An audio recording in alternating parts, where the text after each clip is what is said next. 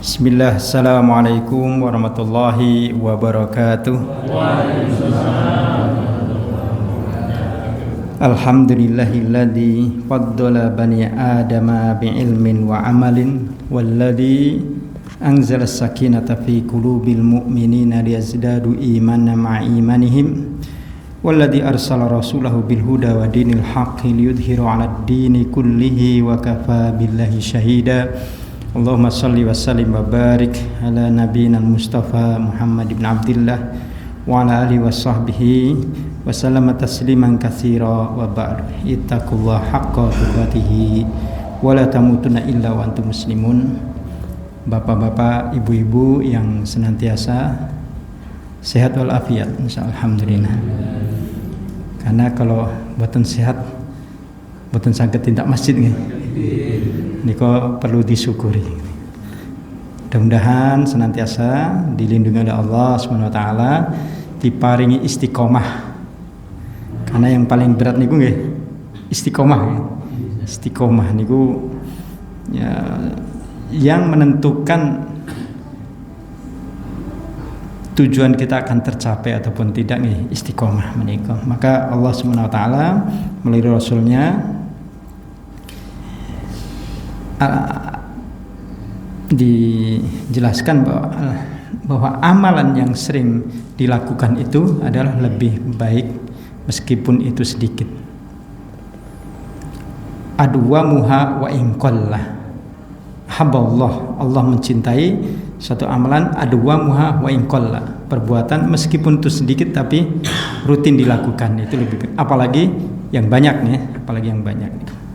Dan mudah-mudahan mengkaji ayat-ayat Al-Quran ini bagian dari amalan yang dicintai oleh Allah Subhanahu wa ta'ala.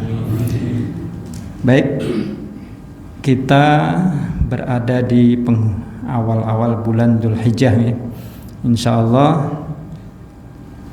Idul Adha hari tanggal 17 insyaallah, berarti saat menikah malam Jumat, Sabtu, Ahad, 4 hari lagi, 4 malam, Sabtu, Minggu, Senin, 4 malam lagi.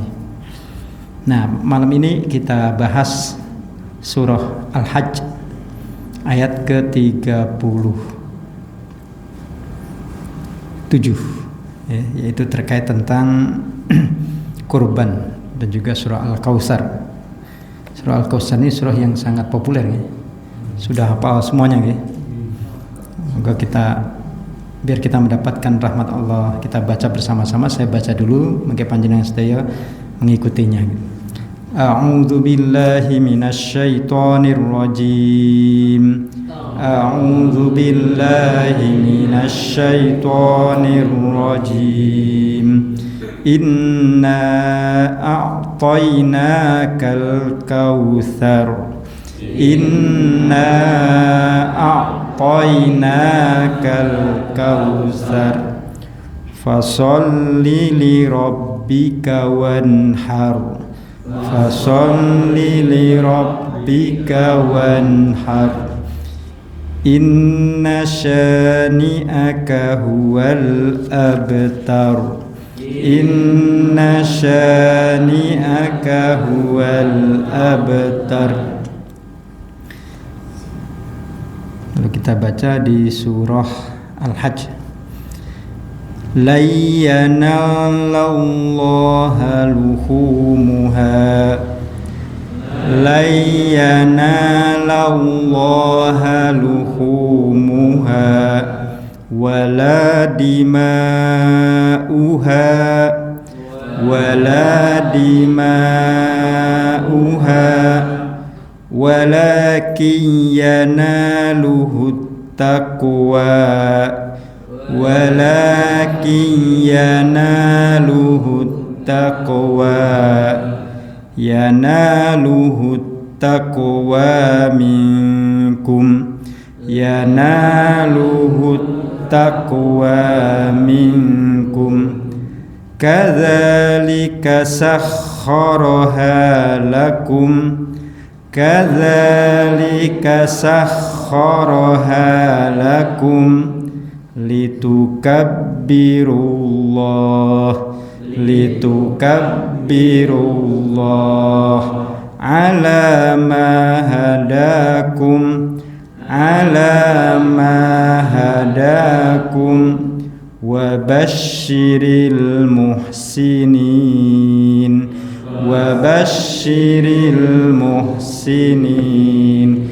Allahumma arhamna bil Qur'an. Shadaqallahul azim. Inna a'tainakal kautsar. Sungguh kami di sini Allah. A'tainaka, kami berikan kepadamu wahai Muhammad al-kautsar. Al-kautsar itu memiliki dua makna. Yang pertama, al-kautsar maknanya nikmat kenabian yang diberikan kepada Nabi Muhammad sallallahu alaihi wasallam, dan juga nikmat Al-Qur'an diturunkan kepada Rasulullah Muhammad sallallahu alaihi wasallam. Sampai sekarang kita bisa mengkaji ayat-ayat Al-Qur'an yang diturunkan kepada Rasulullah, saged salat, saged ibadah-ibadah amal soleh yang lain. Itu semua adalah karena Allah telah turunkan hidayahnya melalui Al-Qur'an. Niku Al-Kautsar itu nikmat kenabian dan nikmat Al-Qur'an. Makna yang kedua adalah Al-Kautsar huwal haudul kautsar. Al-Kautsar adalah telaga Al-Kautsar. Telaga niku napa nggih? Telaga niku danau. Embung terus napa meneh? Belik zaman riyen ten belik. Tapi belik niku alit niki sing ombong ngoten niku. Kedung. Kedung ya. Haudul Kautsar. Jadi mengke kula panjenengan sedaya ketika dibangkitkan pada hari kiamat, maka satu persatu akan dicek amalnya melalui hisab, pengadilan agung. Seluruh umat manusia mimbani Adama, dari Bani Adam sampai yaumil kiamah, sampai umat sebelum hari kiamat, semua dibangkitkan. Semua dibangkitkan dengan amal-amalnya. Lalu mereka digiring dan diadili satu persatu. Kita bayangkan ya, sinten sing nate teng pengadilan menika. Nunggune nggih, belum lagi saksi-saksinya. Satu kasus saja harus berapa saksi, berapa hari, berapa lama. Nah, ini satu orang untuk menyelesaikan masalahnya memerlukan banyak saksi. Di saat itulah yaumun la dilla illa diluh, tidak ada naungan, panas, tidak ada makanan, tidak ada yang jualan buatan enten napa-napa. Maka khusus umat Nabi Muhammad sallallahu alaihi wasallam diberi kesempatan untuk beristirahat, rest area lah ngoten. Namanya Al-Kautsar. Telaga ini telaga yang sangat indah, telaga yang nikmat. Airnya juga begitu nikmat diminum. Bagaimana kanan kiri dan pinggirannya itu begitu indah dilihat, dan rasa airnya juga begitu nikmat, menyegarkan. Sambil menunggu diadili, sambil minum minuman yang sangat nikmat di situ. Nah, bisa bertelakan di pinggir-pinggir dari telaga ini.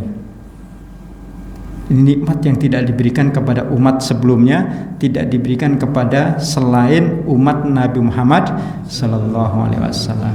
Nah, itu semua adalah nikmat yang sangat besar. Maka Allah tidak meminta kita balasan apa-apa kecuali pada ayat 2. Fasholli li rabbika wanhar. Maka atas nikmat yang begitu banyak, atas anugerah yang begitu besar, atas kemuliaan, keutamaan, prioritas bagi umat ini, umat Nabi Muhammad SAW, maka buktikan rasa terima kasih kalian. Buktikan terima kasih kalian, buktikan rasa syukur kalian dengan cara fasolli, maka sholat. Yang kedua, wanhar, dan berkorban. Jadi bukti rasa terima kasih seorang hamba kepada Allah atas semua nikmat itu adalah sholat dan berkorban. Nah, di sini bisa kita petik bahwa berkurban itu adalah salah satu momen kita membuktikan terima kasih kita kepada Allah Subhanahu wa taala. Inna syani'aka huwal abtar. Yang membenci Rasul dialah yang terputus dari rahmatnya. Kita bahas tentang berkurban. Kurban itu istilah ada banyak. Yang pertama dengan kata kurban, dari kata koruba. Koruba itu korib, sahabat karib. Napa? Korib niku dekat. Berarti kurban adalah pendekatan, PDKT. Nah, Allah Subhanahu wa taala menyebut kata ini dengan kurban itu memberi kesempatan kepada hamba-hambanya hanya beberapa hari saja, yaitu pada hari Idul Adha, hari Tasyrik 11, 12, 13. Itu saja. Nah, hari-hari itu Allah Subhanahu wa taala memberi kesempatan hamba-hambanya untuk lebih dekat. Dengan cara apa? Menyembelih hewan kurban. Jadi menyembelih hewan itu salah satu cara untuk mendekatkan diri kepada Allah. Selain hari itu tidak dianggap pendekatan, itu dianggap amal soleh. Bahkan sebelum sholat menyembelih sapi itu tidak disebut kurban, boten. Jadi bukan disebut pendekatan, tidak, tetapi disebut amal soleh, sedekah. Itu bedanya di situ. Jadi ada momen waktu yang khusus Allah membuka untuk hamba-hambanya untuk semakin lebih dekat kepada Allah. Tapi syaratnya hamba itu harus membawa hewan kurban, harus menyembelih hewan kurban. Nah, ketika seorang hamba menyembelih hewan kurban pada hari-hari yang telah ditetapkan itu, maka ahabbul amal ilallah, amalan yang paling dicintai oleh Allah adalah an-nahr fi yaumin nahr, menyembelih hewan kurban pada hari kurban itu. Nama lain dari kurban adalah adha atau dohiyah. Kurban, dohiyah itu kurban, itu sudah menjadi bahasa kita, pengorbanan. Nah, berkurban demi apa? Berkurban demi anak, berkurban demi istri, berkurban demi Islam, berkurban demi negeri ini. Berarti kalau berkorban itu kira-kira yang kita miliki, yang sisa atau sesuatu yang kita cintai mereka. Namanya berkorban, ya? Namanya berkorban kan sesuatu yang memang kita sangat berat untuk mengeluarkannya gitu. Maka disebut dengan dohiyah, adha, sesuatu yang dikorbankan. Harus ada pengorbanan. Maka Allah menguji seorang hamba, cinta seorang hamba kepada Allah itu dengan cara berani nggak mengorbankan sebagian hartanya. Nah, ini pertama kali yang diuji adalah Nabi Adam, kemudian putranya, dua putranya. Lalu kisah yang sangat fenomenal yaitu kisah Nabi Ibrahim alaihissalatu wassalam. Kisahnya sudah populer ya. Nabi Ibrahim itu seorang nabi yang sudah usia tua tapi belum punya putra. Ngapunten kok ini bulan lalu pernah dibahas nih. Tereng nggih. Ngapunten, mungkin tempat lain mungkin ya. Di Bali Desa kemarin. Oh, yang di Bali Desa. Yang pengajian Jumat bagi yang datang Bali Desa tidak banyak Ustaz Namen. Oh, Ustaz Namen. Nek kula dereng tadi nggih. Dereng. Hasil kalau ini kula menyampaikan di mana. Mungkin tempat lain, mungkin di semen atau di mana katanya. Nah, Nabi Ibrahim itu sudah usia hampir 90 tahun lebih, menikah dengan Sayyidah Sarah, Siti Sarah. Sampai beliau itu mengatakan wa mraati akhir, istriku itu mandul. Tapi di saat kesendiriannya Nabi Ibrahim itu selalu berdoa, Rabbi habli minas sholihin. Bahasa Indonesia ini pun, ya Allah anugerahkan hamba anak keturunan yang soleh untuk meneruskan perjuangan dakwahnya. Terus selalu berdoa. Istrinya itu mendengar, boten tega istrinya niku. Saking boten tegane, maka sang suami ditawari niku. suruh menikah dengan seorang gadis yang disebut dengan sinten? Siti Hajar, Sayyidah Hajar. Suruh menikah. Ditawari istri ini pun, Pak. Bu. Niku Bu. Ibuke nawari garwane istri melih ngenten niku. Pripun niku perasaane? Abot napa abot niku? Abot tenan nggih niku. Masa istri nawari suaminya suruh menikah lagi. Nabi Ibrahim dalam kisah dalam sebuah tarikh disebutkan beliau tidak gopo-gopo langsung terima. Yo, siap buatan-buatan. Tapi beliau berserah diri kepada Allah. Maka beliau pun akhirnya mendapat bimbingan dari Allah, menerima tawaran itu. Jadi mikirin Nabi Ibrahim itu ternyata ditawari buatan langsung nopo siap buatan. Padahal pun istrinya sudah rela menikah. Ya panjenengan kita pripun niku. Gerak lah. Tapi setelah menikah kemudian Sayyidah Hajar hamil dan melahirkan putra, masih bayi. Dari situlah sifat insaniyah Siti Sarah itu muncul. Mulai cemburu, mulai tidak nyaman, mulai tidak pripun benten lah hubungannya.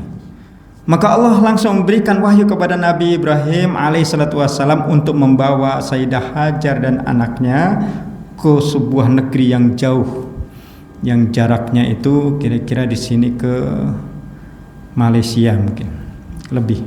Itu kalau pakai kapal laut 3 malam 2 hari lebih, bahkan lebih.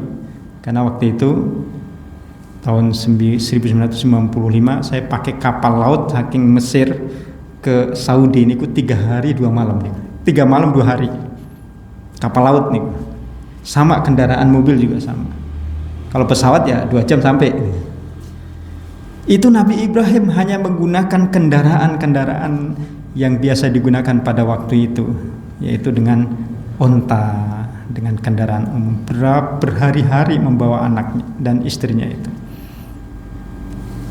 Nah, disitulah wanita, kita tahu wanita yang kadang menawar itu belum tentu belum tentu tulus. Satu saat juga akan keluar sifat wanitanya. Dan dari sini bisa kita ambil kesimpulan bahwa Nabi Ibrahim menerimanya itu karena izin dari Allah Subhanahu wa taala. Hikmahnya kemudian ditinggalkan di sebuah gurun yang tidak ada kehidupan. Tidak ada kehidupan, tidak ada air. Namanya Bakkah sebelum disebut dengan Makkah.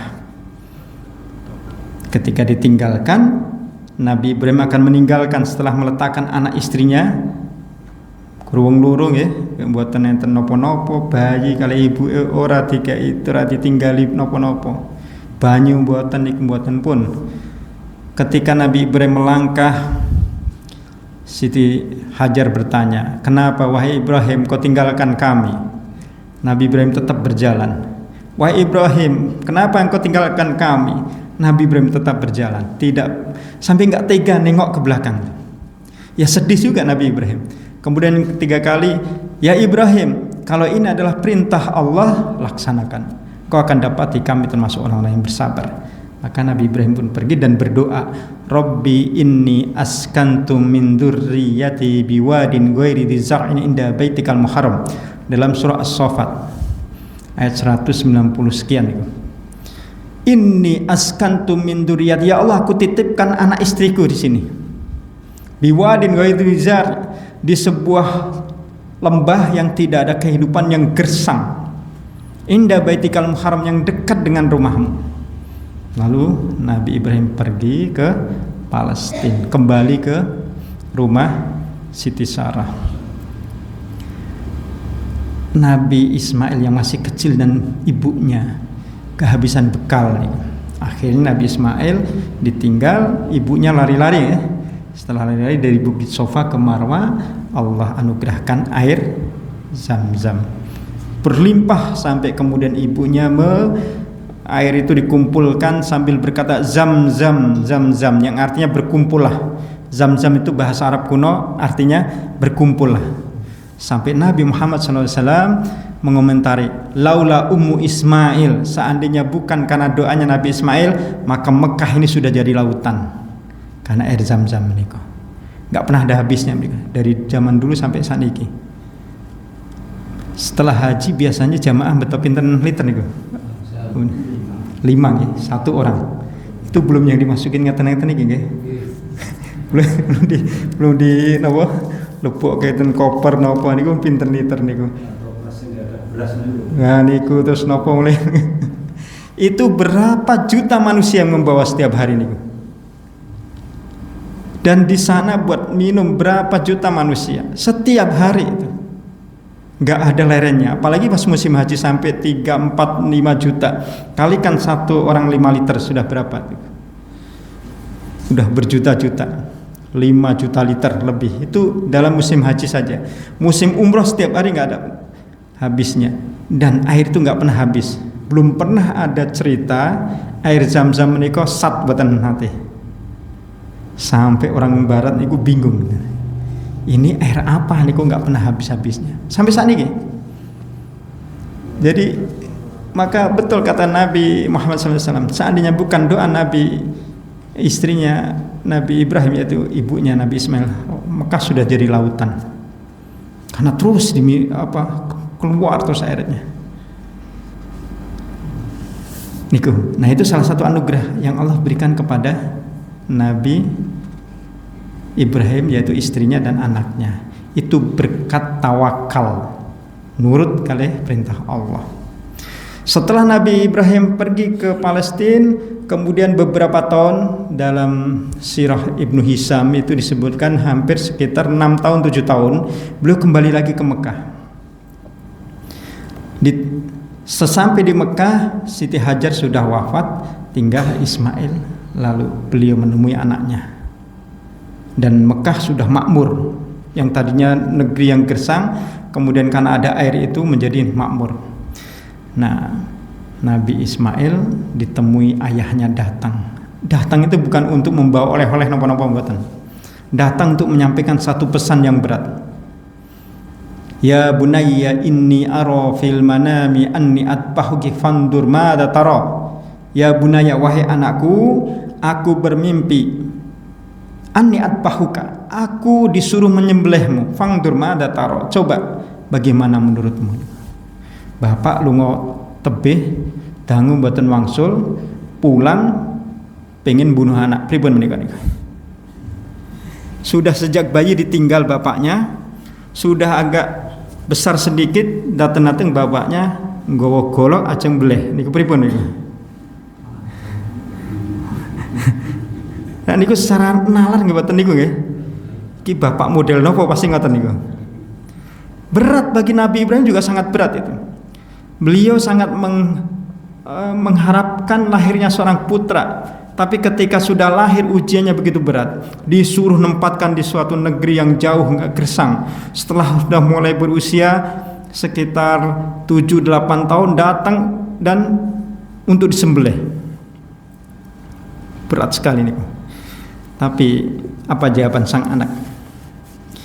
Ya batif alma tu'mar satajiduni insyaallahu minas sabirin. Wahai ayahanda, lakukan. Insya Allah engkau akan dapati aku termasuk hamba-hamba yang bersabar nih. Luar biasa nih, sang putra nggih mboten dendam nggih, mboten nopo, tapi tetap malah mempersilahkan. Dan ibunya pun mboten memprovokasi anake. Le, kowe iki ditinggal bapakmu adoh. Kok nek teko mrene yo enggak memprovokasi. Nah, itulah bagaimana keluarga Nabi Ibrahim dibangun dengan tawakal, keyakinan kepada Allah. Ujiannya luar biasa nih dibanding awake dhewe wis tebih lah nih. Luar biasa kon beleh anak dan anaknya mempersilahkan. Falamma tallahu bil jabin, maka tatkala Nabi Ismail sudah diletakkan di tempat pembaringan mau disembelih, maka Allah Subhanahu wa taala berfirman, "Ya Ibrahim, qad sadaqtar ru'ya." Engkau telah membenarkan mimpi itu, engkau telah melaksanakan mimpi itu. Lalu wa fadainahu bidzibhin adzim. Kami ganti dengan domba yang besar. Ketika hendak disembelih, Allah ganti dengan domba besar dan Nabi Ismail apa? Selamat. Bukan gak ada tantangan. Ketika Nabi Ibrahim hendak menyembelih sang putra, beliau digoda setan, diganggu pikirannya. Kamu itu sudah lama merindukan anak, dikasih Allah, masa akan kamu bunuh? Kamu itu manusia yang mulia, kenapa harus membunuh manusia yang tidak berdosa? Dan berbagai pikiran-pikiran yang diganggu oleh setan. Tapi Nabi Ibrahim kemudian mengejar setan itu dan melemparinya. Dilempar sehingga kemudian setan-setan itu lari. Maka kemudian apa yang dilakukan Nabi Ibrahim itu menjadi manasikul hajj. Jadi ibadah haji itu adalah bagaimana napak tilas ibadahnya Nabi Ibrahim ketika ingin melaksanakan pengorbanan kepada Allah. Apa yang ingin dicapai oleh Nabi Ibrahim sampai beliau mau berkorban? Ingin mencari ridha Allah, ingin dianggap betul seorang hamba yang mencintai Allah, ingin betul-betul membuktikan cinta dia kepada Allah. Maka wa tarakna fil akhirin. Lalu Allah SWT jadikan Nabi Ibrahim ini kenangan yang indah bagi umat sesudahnya. Setelah itu Nabi Ibrahim kembali ke Palestina.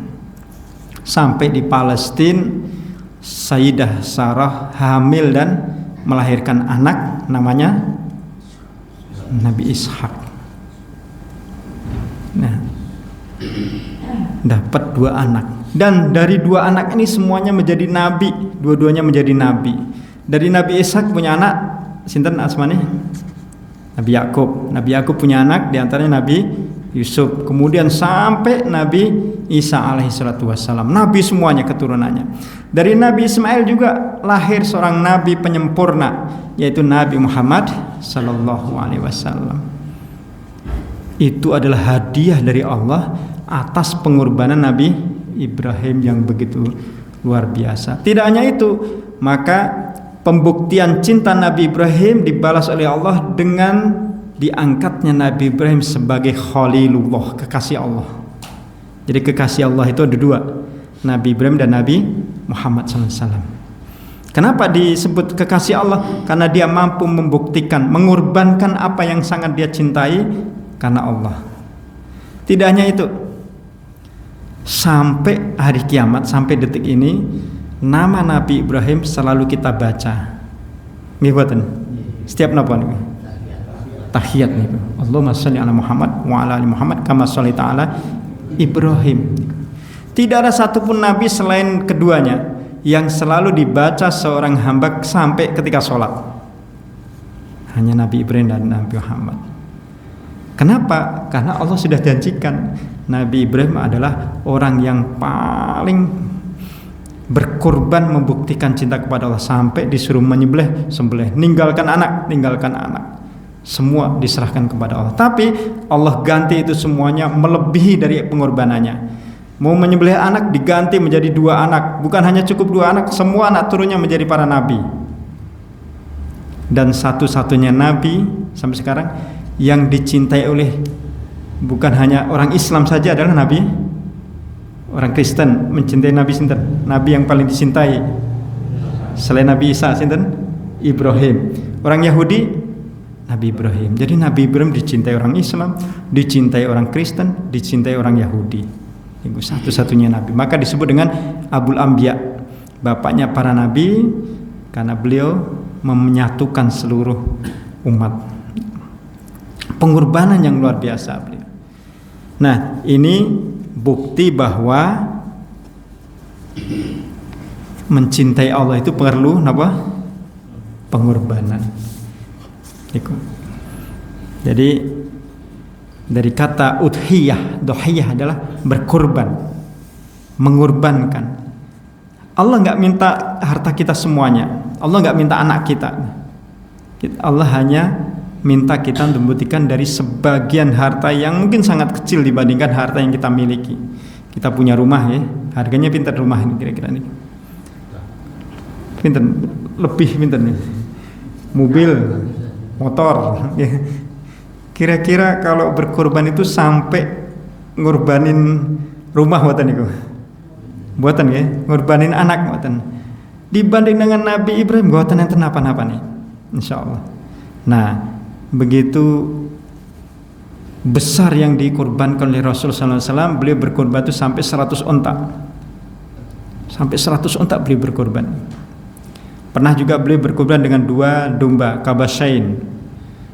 Dengan 2 domba. Tapi pernah juga beliau berkorban sampai 100 onta. Kalau 100 onta itu satu ontanya anggap 50 juta niku pun pinten niku. Pun boten saged dihitung nggih. Pinten? Kathah ngaten. Dan Nabi itu sampai 100 onta menikah. Apa hasilnya? Ya Nabi menjadi kekasih Allah. Niku. Nah, dari kisah Nabi Ibrahim ini bisa kita pahami makna udhiyah, yaitu pembuktian pengorbanan, mengorbankan sesuatu. Bahkan di dalam tafsir Ibnu Katsir ketika menafsirkan ayat 37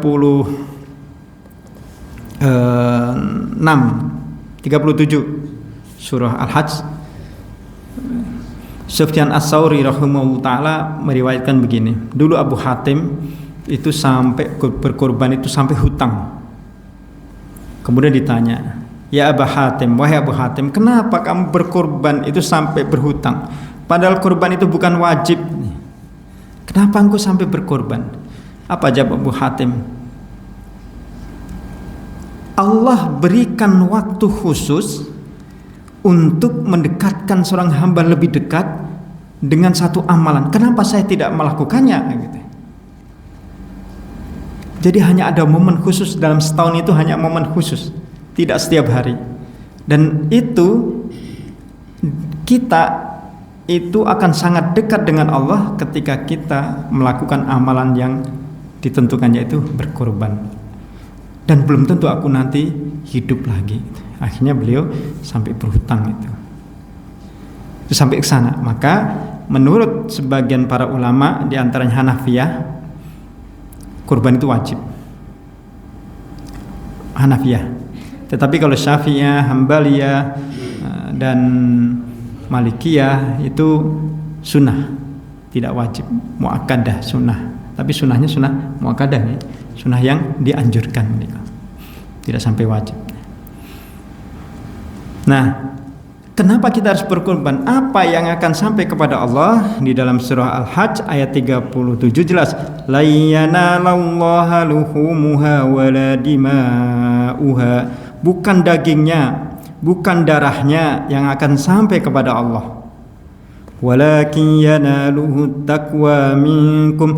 Tapi ketaatannya kita kepada Allah, itu yang akan menyampaikan kurban kita kepada Allah. Taat kita itu. Kemudian kita menggunakan event momen yang penting itu. Jadi itu yang menjadi barometer kurban itu sampai kepada Allah, bukan dagingnya, bukan darahnya. Nah, ciri ketakwaan itu ya ketika berkurban ya sudah loss. Tidak ada sebagian barangnya yang dijual, kepala dijual, kaki dijual karena pengen ada keuntungan. Maka Nabi SAW berpesan kepada Ali bin Abi Thalib, jangan dijual itu bagian-bagian dari kurbannya, karena itu adalah pembuktian seorang hamba kepada Allah Subhanahu wa taala. Namanya berkurban ya loss, katanya. Kadzalika sakhkharaha lakum litukabbirullaha ala ma hadakum wa basyiril muhsinin. Agungkanlah Allah yang telah memberikan petunjuk kepada kalian dan berilah kabar gembira kepada orang-orang yang berbuat baik. Nah, dari ayat-ayat ini bisa kita ambil beberapa kesimpulan bahwa ibadah kurban adalah ibadah yang sangat istimewa yang dilakukan pada hari khusus dan waktu tertentu, juga binatangnya pun juga khusus. Tidak semua binatang, hanya binatang bahimatul an'am. Apa bahimatul an'am itu? Unta. Untanya pun harus sudah berusia 5 tahun. Yang kedua adalah sapi dan sejenisnya yang sudah berusia 2 tahun. Yang ketiga adalah domba yang sudah kambing ya, kambing yang sudah berusia 1 tahun, syatun 1 tahun lebih. Atau musinnah itu kambing yang sudah usia 1 tahun lebih. Kemudian domba atau wedhus gembel niku 6 bulan lebih, namanya jad'ah itu. Nah, selain itu yang bukan itu, misalkan ayam, meski harganya sama dengan kambing nggak bisa niku. Bahwa ayam seharga kambing 3 juta, ya buat tenang gitu. Dapat berapa ayam niku? Misalkan 100 ayam saja, satu kandang-kandangnya dikorbankan, tidak bisa. Gajah tidak bisa, karena dia tidak termasuk binatang bahimatul an'am. Jadi Allah tentukan waktunya. Itu pun sesudah sholat Idul Adha. Yang paling baik adalah pada hari 10 Dzulhijjah tadi. Kemudian ada tambahan waktu tanggal 11, 12 dan 13. 13 pun nggak boleh pada asar, karena pada asar itu sudah kelewat. Jadi kalau mau disembelih ya sebelumnya. Nah, ini semua hari yang khusus. Kemudian hewan yang dikorbankan pun juga sudah ditentukan. Nah, sangat istimewa sekali. Maka di antara sunnah dalam berkorban, Rasul SAW ketika man arada minkum idza raaitumul hilala min dzilhijjati wa arada minkum ayudhu, siapa yang memasuki bulan Dzulhijjah, hilal Dzulhijjah, kemudian di antara kalian akan berkurban, fala, maka jangan sampai kalian memotong adhafir wasy'ar, kuku dan rambut sampai hitam nih. Jangan sampai memotong rambut dan kuku. Itu bagi yang berkurban, bukan hewannya. Karena hadisnya jelas, man aroda minkum ayyudahu, siapa kalian yang mau berkorban, berarti sahibu kurban. Itu tidak boleh sampai pada hari nahar Idul Adha tadi. Kemudian bagi orang yang berkorban juga harus menyembelihnya dengan membaca apa? Bismillah, Allahu Akbar. Itu sunnahnya Allahu Akbar. Wajibnya membaca Bismillah. Sunnahnya tambahkan Allahu Akbar. Kalau basmalah Bismillahirrahmanirrahim angsal mboten? Angsal. Tetapi yang afdal justru bukan Bismillahirrahmanirrahim, tapi Bismillahi Allahu Akbar. Kenapa? Apa bedanya? Karena Allahu Akbar itu mengandung kekuatan. Kalau kita menanjak pakai kendaraan ke atas kan disunahkan Allahu Akbar ya, Allahu Akbar. Kalau turun Subhanallah. Itu ada saat menambah kekuatan kita. Maka ketika kita menyembelih itu supaya kita tega dan supaya kita juga nyembelihnya benar-benar. Kalau ragu kan menyiksa dan kurang mantap. Bismillah, Allahu Akbar. Tapi ketika membaca Bismillahirrahmanirrahim itu adalah untuk sesuatu yang sifatnya lembut. Sementara berkorban bukan sifatnya lembut. Maka Nabi dalam beberapa hadisnya itu mengajarkan yang disunahkan adalah membaca Bismillah, Allahu Akbar. Bismillah, Allahu Akbar. Kemudian yang berkorban dia berdoa, hada anni, ini adalah dariku dan dari keluargaku. Maka sapi itu untuk 7 orang, kemudian domba untuk 1 orang pemiliknya.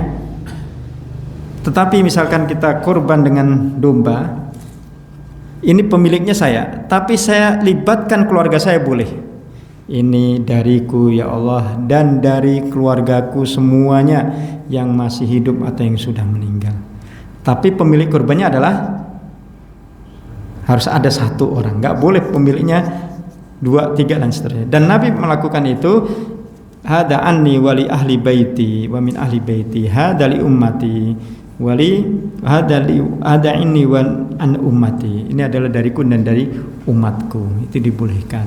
Karena sesungguhnya korban pemiliknya 1 orang. Kemudian niatnya boleh melibatkan keluarganya. Sapi juga begitu. Berarti pemiliknya berapa? 7 orang pemiliknya. Masing-masing meniatkan untuk keluarganya, itu dibolehkan. Tapi yang berkorban tetap yang 1 itu. Yang 7 orang tadi hanya melibatkan keluarganya sehingga pahalanya bisa sampai kepada yang dilibatkannya. Kemudian yang tidak kalah, yang sering sekali kadang-kadang diabaikan ya, bagi yang sehat, bagi yang memungkinkan, bagi yang tidak nyirik karena penyakit tertentu, hanya karena kan biasanya kata, kalau sudah musim kurban itu malas makan kurban ya, aras-arasan katanya. Biasanya makannya nanti, kok sebulan lagi baru semangat, baru melihat dagingnya saja enak. Padahal Rasul ngetika ngeten, kulu wa'timu waddahiru, ada 3. Makanlah, yang kedua apa? Simpan, yang ketiga makanlah, bagikan dan simpan. Jadi perintahnya itu kita untuk memakan, makanlah. Kemudian at'imu, bagikan. Kemudian waddahiru, boleh disimpan. Perintah ini karena dulu Nabi pernah melarang makan daging sapi ataupun onta atau apapun yang dikurbankan tidak boleh lebih dari 3 hari setelah hari tasyrik. Jadi hari ke-14 sudah nggak boleh. Nggak boleh daging kurban itu tersisa sampai tanggal 14, harus habis. Beberapa hadis dijelaskan, di antaranya nasihat Nabi kepada Ali bin Abi Thalib, nahakum Rasulullah sallallahu alaihi wasallam an ta'kulu fawqa salasal. Nabi melarang kalian untuk makan daging kurban lebih dari 3 hari, maksudnya setelah hari tasyrik itu tidak boleh. Kemudian Abdullah bin Umar juga meriwayatkan, karena Nabi sallallahu alaihi wasallam nahana an na'kula luhumal adhahi fawqa salasal. Nabi pernah melarang kita untuk makan daging kurban lebih dari 3 hari. Artinya setelah 3 hari itu nggak boleh lagi, harus habis hari itu. Tapi kemudian setelah banyak yang berkorban dan daging mulai berlimpah, Nabi kemudian bersabda, kulu wa'timu waddakhiru 3. Boleh silakan kalian makan, kalian bagi, dan kalian simpan. Akhirnya boleh disimpan. Sampai kapan? Ya sampai batas, tidak ada batasnya. Mungkin monggo dicek freezer ya, kulkasipun saya enten mboten niku. Aku pun dadi es niku. Bongkar saya ya, mungkin di simele ya niku. Dan ternyata itu boleh. Kalau dulu zaman awal mboten angsal niku. Nah, dari hadis ini bisa kita pahami Nabi selalu menyuruh kita untuk memakan daging kurban, rakitang sedikit lah nih. Lah nek kecuali nggih mboten niku nggih, misale kalau makan kolesterol kambuh napa sing tensinya kecuali ada alasan. Kalau tidak ada alasan hanya karena malas, monggo sebaiknya dimakan karena itu berkah. Kalau enggak makan banyak guys, sedikit sajalah gitu. Noel napa niku nyicipi mawon. Nyicipi kuah ya, nek kuah itu kan bukan daging ya, tetap harus dagingnya. Ampun kuahi pun nek kuah kan air nih, tetap rakitang sedikit lah. Nah, karena itu adalah berkahnya itu di situ. Karena Nabi berkali-kali kulu wa'timu waddahiru, kulu wa'timu waddahiru, makan dan makan. Nah, godaan setan ketika sudah musim kurban kita itu agak malas makan daging nih. Malah engko wae sebulan lagi biar napa wis ora nek, padahal itu ya makan meskipun hanya sedikit. Bapak Ibu yang dirahmati Allah Subhanahu wa taala, barangkali itu yang bisa kita bahas tentang kurban pada malam ini. Intinya mari kita rencanakan ibadah kurban itu adalah ibadah yang direncanakan seperti ibadah haji dan sakit. Kalau kita targetkan tahun depan, tahun ini belum bisa, misalkan yang belum, yang sudah alhamdulillah mudah-mudahan istiqomah, yang belum misalkan tahun depan mau kurban, bisa nabung sekarang per hari 10.000, setahun pun 360 ya, 3.600.000 ya, 3.600.000 pun angsal dapat niku. Iuran sapi pun tumbaske wedhus nggih pun ageng niku. Kalau berat nggih sehari 5.000. Berarti 2 tahun lagi kurban katanya. Kalau berat lagi nggih pinten niku? 2.500 mungkin 3-4 tahun lagi kurban. 10 tahun bisa 2 kali 3 kali kurban niku. Tapi ada rencana 2.000 ini buatan kadang-kadang 2.000 cuman sing receh niku kan kadang-kadang nyelip ente putih-putih nang niku. Niku dikumpulke kan tetes kathah niku. Nah, intinipun kurban niku harus menjadi rencana seperti haji. Direncanakan, disisihkan betul. Diusahakan betul, bukan menunggu nanti saja kalau mampu. Karena kalau mampu, kalau ada kebutuhan yang lain nggak kita prioritaskan, pasti akan ngalahi meleh. Dan tidak, insya Allah tidak akan menjadi miskin orang yang berkorban. Yang ada setelah berkorban, Allah pasti akan ganti. Allah itu maha pemurah, bukan maha pelit. Nggak mungkin seorang hamba korban dia akan menjadi melarat, enggak. Umrah juga begitu, haji juga begitu. Dalam hadisnya kan Nabi jelas menyebutkan bahwa seseorang akan terhindar dari al-faqr, nafyul faqri, terhindar dari kefakiran. Haji termasuk juga umroh itu. Nah, itu sesuatu yang menghindarkan kita dari kefakiran. Termasuk berkorban juga adalah bagian menghindarkan kita dari kefakiran menikah. Kemudian yang terakhir kesimpulannya adalah bahwa kita perlu membuktikan cinta kita kepada Allah. Karena kalau sudah terbukti cinta kita kepada Allah, maka Allah pun akan membalas cinta itu berlipat-lipat sehingga kita tidak bisa menghitungnya itu. Dengan cara pendekatan diri kita pada saat Idul Adha, kita bisa berkorban. Kita mudah-mudahan dimampukan. Demikian barangkali yang bisa kita kaji malam ini. Sebelum diakhiri barangkali ada pertanyaan apa? 1, 2. Monggo. Assalamualaikum warahmatullahi wabarakatuh. Waalaikumsalam. Yang saya tanyakan ini ya, dengan mengambil daging kurban dimakan bersama penyembelihan kurban itu bagaimana? Oleh panitianya. Iya, yang ada di situ aja tidak ada panitia. Okay. Sekarang yang berkurban itu rela buatan. Sangat rela. Rela. Kita sudah lepaskan pada peralatan ya sudah. Nggih, sampun. Insya Allah tidak ada larangan memakan daging kurban, karena dalam pembagian kurban itu tidak harus orang yang meminta. Orang yang nggak minta, orang yang meminta, orang miskin, orang kaya boleh memakan daging kurban. Selama disembelihnya sesudah sholat Idul Adha, kemudian sebagian dibagikan, yang pemiliknya juga sudah disisihkan, dan itu tinggal dibagi-bagi, dimakan bersama buatan apa-apa. Jadi boleh itu ya? Boleh, nggak ada larangan menikah. Itu ada pro kontra. Leres, katanya nggak boleh. Yang nggak boleh itu dijadikan upah katanya. Kalau jadikan upah niku nggak buatan angsal. Jagal upahnya nggih kepala upah nih, itu buatan angsal. Tapi kalau jagalnya sudah dikasih uang sebagai upah, kemudian dia minta ataupun tidak minta dikasih hadiah, tapi bukan upah, dikasih hadiah lagi, itu buatan apa? Sebagai terima kasih, kasih lagi kepala. Nah intinya ketika dikasih dia terima kasih, ketika nggak dikasih juga dia nggak rewel, berarti itu buatan, berarti menganggap ini bukan upah. Tapi kalau nggak dikasih kepala rewel, berarti dia menganggap itu harus menjadi upah. Nah itu yang nggak buatan angsal. Tapi kalau dikasih nggak dikasih, jagalnya terima ya ora popo, kata niku nggih. Berarti itu hadiah kan kata niku. Insyaallah memakan daging kurban ketika sambil itu buatan apa-apa niku. Asal yang kurban tadi sudah los nggih, katanya.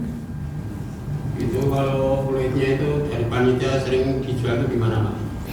Oke, kulit kalau dalam hadisnya kan jelas tidak boleh wala tabi'u, jangan kalian jual luhumaha, dagingnya, juludaha, yaitu kulitnya.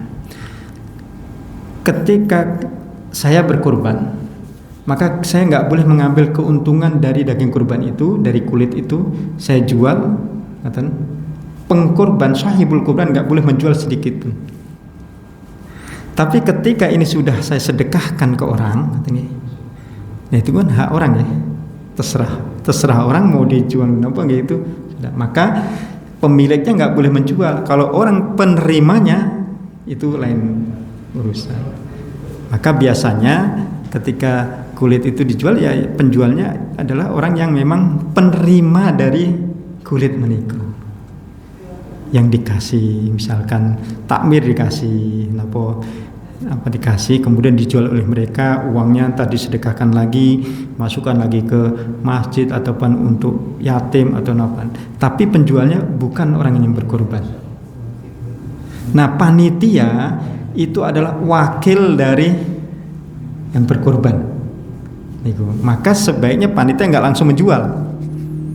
Dia harus serahkan dulu kepada orang dulu. Baru oleh orang tadi, nanti oleh orang tadi yang menjualnya, monggo, karena memang sudah diserahkan. Karena panitia itu adalah wakil dari, bukti wakilnya apa? Ketika menyembelih, sebetulnya perintah menyembelih kan langsung pemilik kurbannya. Karena mboten saged menyembelih, mboten saged ngurus, dititipkan kepada orang yang mau mengurus sebagai perwakilan. Bahkan tidak dikasih upah ya, mboten kasih upah tadi. Panitia kan nggak dapat upah nih. Sampai dititipkan kata Nadia, kemudian bismillah Allahu Akbar menyembelih. Maka sebaiknya panitia memberikan kepada yang lainnya. Apakah boleh dikasihkan ke panitia tapi secara asalkan itu sudah diserahkan. Yang jelas sudah ada penyerahan daging itu kepada pihak lain, sudah diserahkan. Nah, oleh orang itu mau dijual, namanya juga sudah menjadi niku nggih. Terserah mboten urusan pemilik kurban kata niku. Jadi intinya pemilik kurban tidak boleh mengambil keuntungan dari apa yang dikurbankan, karena hadis pun jelas, wahai Ali, jangan engkau ketika itu Nabi menyembelih sampai 62 unta, sisanya disuruh para sahabat, diantaranya Ali dan sahabat yang lain, kemudian dipesankan ini kurban jangan sampai ada yang dijadikan upah untuk jagalnya, dan jangan kalian jual, kemudian makan, bagikan dan simpan, itu perintah Nabi kata dia. Menika saged dipahami nggih? Nggih. Sampun menika?